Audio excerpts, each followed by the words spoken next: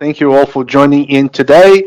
Absolute pleasure to be talking to you all, and I hope we can have some fun over the next 30 minutes or so. Just by way of introduction, my name is Leo da Silva. I'm one of the partner solutions architect here at AWS, based out of Singapore. And today we're going to be talking about which was a really good segue from Brad's talk about how machine learning is actually helping our clients to achieve an improved operations and serviceability of applications deployed on our platform across the globe. So it's about looking inwards now and how machine learning models can help us achieve that. I myself, I come from an operations background. I used to be a network security infrastructure architect before joining AWS, dedicated to that. So I'm super happy to see that we're doing a lot of great work in supporting the ops side of DevOps with new services and capabilities. So just by way of setting the context here as well, I'm really keen to show you today, and I hope I can achieve that. How these services that I'm going to be covering today can literally help you in establishing a better visibility of your operations team in light of everything that's happening with distributed systems, more applications being decoupled, and all the monolithic becoming microservices behind API gateways and whatnot. We understand that it comes with a complexity level increase, and I'm really keen to show you how we can help you on that journey. So just to without having to be preaching to the converted here, and setting an overall context of what we're going to be covering, is I just want to walk us all through what we are seeing as AWS in terms of operationalization of those applications in the cloud. So regardless whether you are a small company or large enterprise, we are seeing more and more with these centralized IT silos created inside the companies, that they are struggling a lot to cope with the pace of change that new development, agile development kind of processes are putting on them. Of course, for large enterprises, you have this phenomenon where they are literally trying their best to expand the coverage and of course offload some of the functions back to the development teams, but in reality we still see a big chunk of operations being in a centralized IT capability. We also see a part of the market, LIT market, where they try to establish some global hub and spoke kind of approach to operating those IT services, which comes with some pros and cons, and they can actually advance in that operationalization of applications. But again, it's still not at the same pace as those development teams required from those companies in most cases. And the third sort of flavor, if I could say, that we also see happening is when it's actually offloaded to the team running, whoever builds the application, ships it, should be running and maintaining it. So that it's a good approach from a pace increase standpoint, but sometimes they lack the maturity required to operate this at scale with some consistency, with some more, and providing visibility over our overall enterprise in our clients, right? So imagine organizations now running thousands of applications, and you're now distributing that operationalization of apps back to the teams running with them. It might be really good on paper, but it comes with a really high level of complexity if you want to keep some consistency. And be mindful here that I'm not talking about imposing on them specific tools or mechanisms. It's about providing back to the organization as a whole some level of visibility or capability to recover from failures without relying on those hundreds of different teams spread across the globe. So it always comes with pros and cons, and we need to understand that. And I'm sure most of us here understand that concept. So what we're seeing as challenges from those different approaches on IT operationalization. First of all, the data, the volume of data that we're seeing getting processed and stored, they are only increasing, and it's becoming really large amounts of data, in really disparate amounts of data. So we're seeing data that used to be concentrated in those, gigantic databases. They are now spread across multiple databases and data stores and systems of records, and in here in cloud on-prem, and this is becoming increasingly more complex to manage as well. When something happens, who needs to take the first action? Who needs to go there and fix it? Who has the overarching responsibility to monitor, detect, and fix problems? Ideally, before they become user impacting allergies and problems. So that there's always this thing about teams managing applications and being responsible for that. But if you look at the holistic kind of point of view, that specific component, it's just a cog in the entire machine. And if that app goes down, the component goes down, and the application environment get impacted. So who is responsible for fixing that? So we do have teams trying to adopt more dashboards, more metrics, more tools, get better in establishing automation, and this is all good. But again, when we have an overload of data and metrics and alarms, the meaningful information can actually be lost in this ocean of data that gets popped up in your face, and multiple screens in data centers and multiple screens on your operations knock sometimes can miss some important information because they are just diluted in this gigantic amount of information coming through.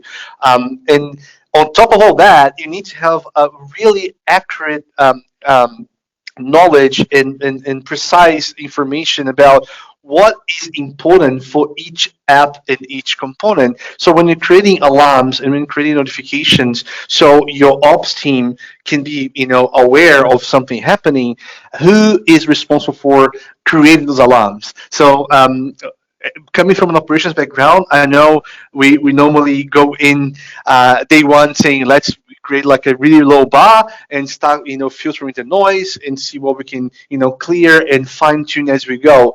This is a really good approach if you have one or two data sources. But when you have hundreds of apps logging and reporting back to your console, this is sometimes not really practical. So how can we help companies overcome those challenges?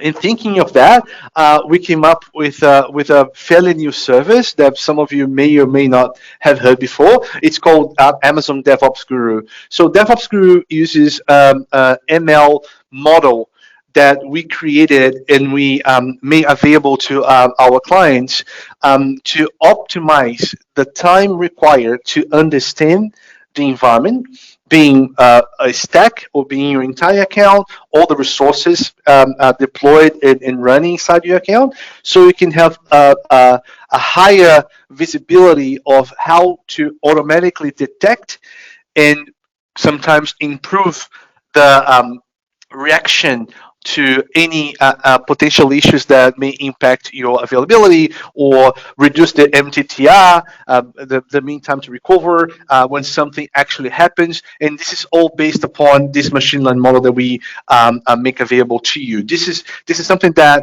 users do not have to configure, because the machine learning model that we make available is something that we created based upon the experience and the information that we collect across thousands of applications and thousands of deployments across the globe, and we are always evolving this machine learning model. So every time you enable this into your account, you don't start from the ground zero. You start from a whole bunch of information that's been collected and trained for the model. At the point that you enable that service on your application stack on your account, it starts learning what is specific to your own environment. And that's really important, because when we go deep on a specific application stack, you can make DevOps Guru as a service understand exactly what it means to have 1,000 requests per second versus 10,000 requests per second on a given day.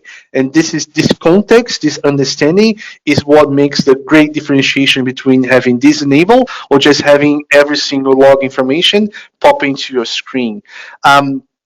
We see um, uh, clients, when we start discussing this in operations and development teams finding out about DevOps Guru, one of the questions that they ask us is, okay, this sounds great, but why should I use this? In reality, isn't this just another feature that you're bringing to the table? Look, you can think of that, but in reality, what we're trying to do is to reduce the time that you take today to detect, monitor, and solve issues in your environment. And the great things about DevOps Guru that out of the box for you is, first of all, it's a fully managed service. It's easy to use, easy to enable. It's absolutely kind of ready to use for you when you enable that on a specific stack. There's nothing much you need to do, because, as I said, it's a machine learning model that's being pre-trained, and the only thing that's required is for the machine learning to learn about your own stack. So you don't have to create metrics, you don't have to create alarms. You need to tell DevOps Guru what is important to you, because the service will learn from the environment itself. On top of that, it's fully scalable, so there's no problems about what happens if I add more applications to my account, or what happens if I increase the number of nodes or the number of functions that are running inside my application landscape. It doesn't really matter for DevOps Guru. The only thing that's important in that case, if your environment changes, DevOps Guru will have to take a little bit of time to relearn what the new normal is for them. The other thing that is really important when we start using this service to help in your operationalization of distributed systems, for instance, is the noise reduction factor. So I will show you in a sec, like, what is the dashboard for DevOps Guru. It's intentional for us not to have a dashboard with all the bells and whistles and graphs and charts and logs coming in, because we're literally trying to reduce the noise. So the dashboard only tells you the number of resources being analyzed and whether there's any reactive insights and proactive insights coming through.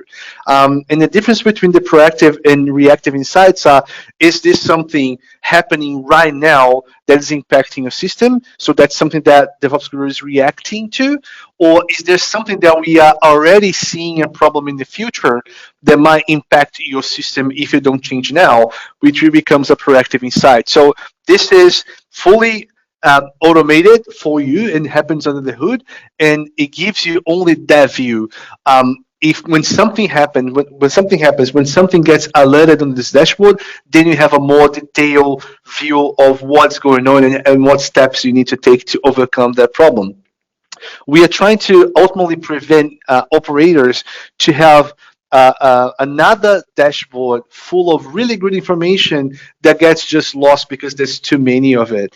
We all, at the same time, try to be really prescriptive with steps and recommendations about how we could fix the current situation, the current identified problem, based upon a knowledge base of recommendations and insights and runbooks that are curated and created by AWS, again, based upon our support team knowledge and information coming from clients and our own experience dealing with these problems. This recommendations database is something that gets updated quite frequently. I myself am working on a new bunch of runbooks that are getting added to the service for customers when they see problems coming on the dashboard, they have a even more prescriptive information and guidance about how to fix them moving forward. So it's really great to see how this dashboard can be super simple and concise, and at the same time provide you with so much of great information for you to take your environment to the next level. Under the hood, DevOps Guru is actually looking at the CloudWatch vendor metrics. And of course, CloudWatch metrics is an area in the rest that we're seeing lots of improvements happening, lots of great stuff coming up. I won't be able to disclose much of them right now, but there's a lot of great metrics and alarms coming up in the next sort of few months that clients will be able to see and use. And DevOps Guru walks hand in hand with every single metric and alarm that CloudWatch can out of the box see from the environment. So we are reading the information all the time. And as soon as we detect and correlate information coming from different sources, we can create this insight, and we just publish this on the dashboard, which is quite powerful. Again, operators don't have to create any manual alarm metric, don't have to create any thresholds, don't have to set up any specific alarms. This always happens under the hood based on the machine learning model that gets created and enabled, when you set up the DevOps Guru on your account. So how does that actually work? And this is, of course, a really simple example here that we use. And there's a demo on our workshop website that's publicly available. You can actually launch this as a CloudFormation template and test yourself. So basically, in this scenario here, we have DynamoDB, a Lambda function, and an API gateway. Pretty standard architecture for serverless applications, and you can deploy this, in a really kind of easy way. Out of the box, you would have all those different components and services feed information into CloudWatch and CloudTrail. And once you enable DevOps Guru on that stack, it will be collecting that data and understanding what's normal for you. And every time something changes or every time an anomaly gets detected, it starts constructing your recommendations based upon that. So it's a sequence of events that needs to happen. Of course, the more time DevOps Guru has to understand your environment and what's normal and what's not normal behavior of those different components, the more accurate it becomes in creating those recommendations and generating insights.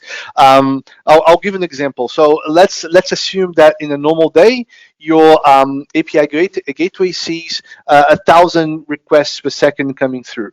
And because of a change that has happened on the DynamoDB table, read capacity units, now instead of getting 500 error coming from your clients, you're seeing a whole bunch of HTTP 500 error messages popping up. Because of that, you would your normal SIEM solution or normal local solution will just say, hey, there's something wrong with my app, right? That because I'm getting a whole bunch of 500 errors. But because DevOps Guru is looking at all the CloudWatch logs and CloudTrail information, we can actually tell you that this problem has started once you reduced the read capacity unit of your DynamoDBs. And it's not because Lambda is throwing up some errors or API gateway is not configured correctly. It's a database problem in that case. So that's the kind of insight you can get from it. It's not just based on, hey, I'm seeing this error coming to the user. DevOps Guru can look at the entire trail of events and sequence of events to give you the recommendation that fits that specific scenario. And that's where the most powerful kind of recommendation is coming from. And as I said before, DevOps Guru works on an account-based level. We normally define either the entire account as your boundary for monitoring, which means all resources within the account will be monitored by DevOps Guru, or you can actually select specific CloudFormation stacks to be monitored by DevOps Guru. So one way or the other, this is DevOps Guru is an account level service. The reality that we see on our client base is that clients don't run one or two accounts only. Some clients literally have hundreds of accounts, and they still want to have a centralized way to understand, monitor, detect, and react to problems across all accounts. So for that reason, DevOps Guru has the ability to integrate with SNS notifications and System Manager to feed all alerts to a specific account. So your security operators or your DevOps teams or your assurance team, quality team can subscribe to that one topic that gets information across all accounts. So again, really thinking about operating at scale here, when we have multiple accounts running multiple applications, you still have the ability to use DevOps Guru at each one of those accounts, but get alerted centrally. From an operations point of view, that's what you want to get to if you really want to reduce the impact of any event that is, causing user experience problems in the end. You want to be on top of your game. You want to be having the ability to reduce your MTTR and be at the forefront of the resolution path and get to that level as quick as possible. So we thought about that, and SNS is there to help us in that regards. And of course, if you want to take this to the next step, we can integrate all those different alerts and messages with the standard incident management tools, Atlassian, PagerDuty, OpsCenter. They are all out-of-the-box integrations that you can enable with DevOps Guru. So if you have any notification coming up with a proactive or reactive insight about a specific stack or account, you can integrate this with your incident management tool that you currently have, if it's one of them. And if it's not, you can simply have integration via email based on SNS topics. You can subscribe to that and send an alert back to your whatever tools, third-party tools that you have to manage your environment. This is, again, out of the box and readily available to all clients. You could actually use this via API as well. We can expose that. But of course, if you're just looking at something that's really kind of straight away out of the box available to you, go ahead and just create an SNS topic and subscribe to it. And any tools out there that can receive alerts via mail should be able to operate without a problem with DevOps Guru. Here I just want to cover some of the benefits, in a pipeline kind of approach of how DevOps Guru can interact with your environment in a more sort of realistic way. When we look about developers building artifacts and deploying new systems and components from source all the way to deploying to production, we have different stages where we have the ability to retrieve and understand recommendations from the environment, from the pipeline. AWS actually offers another service that uses machine learning that's called Code Guru, which helps you with a code analysis, static code analysis, understanding the kind of profile of your application before it gets deployed. I'm not going to be covering Code Guru in my session, but if you're interested about learning how Code Guru can help you understand what will happen with your application before it gets deployed, I think you should check it out because it's a really cool service that goes hand in hand with DevOps Guru in this case. So think about that. You have like a code review happening. You're establishing all those different reviews and tweaking and fine-tuning your application before it gets deployed. You test it. You promote your different stage environment. You try to profile the application, see what the application gives you in terms of performance, metrics, alarms, and Code Guru can help you with that even before gets deployed. And once it gets deployed, then you have DevOps Guru observing that behavior, and providing you insights and recommendation, monitoring it in the production environment. Of course, again, you can have DevOps Guru enable in different stacks, and you can, if you want it, you can have the monitoring of your pre-prod, your QA, your UAT, and your production environment, and you can compare all the different behaviors. It's a matter of collecting more data, but in the end, the ability that we are looking for here is once you have something deployed in production, how can we make that ability to react to a problem or proactively avoid problems to happen, and of course reduce any kind of impact to your end user. That's what we're trying to do. Insights, they can be distributed to operators and developers, and providing visibility on a single pane of glass to your operations team. So in terms of use cases, what we're seeing DevOps Guru being adopted more frequently, why companies are looking for this kind of service being adopted. Of course, it's about missing alerts or miscalibrated thresholds in alarms. So this is a big one. Anyone that has ever dealt with IPSs and IDSs and SIEM solutions know exactly what I'm talking about. When we say how many times this message needs to happen for me to assume is a problem. This is a major issue for any operations teams out there, and DevOps Guru is a good tool, is a good way to help reduce the number of miscalibrated alarms, or even alarms that are not clear to you, or to your operations teams that are representing a problem.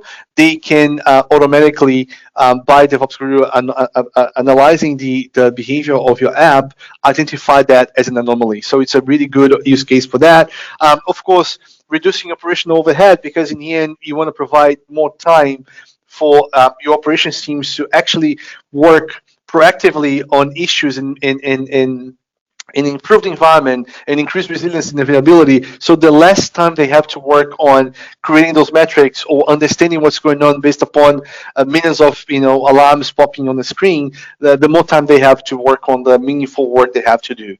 And the third major use case that we see happening as well is proactive resource planning.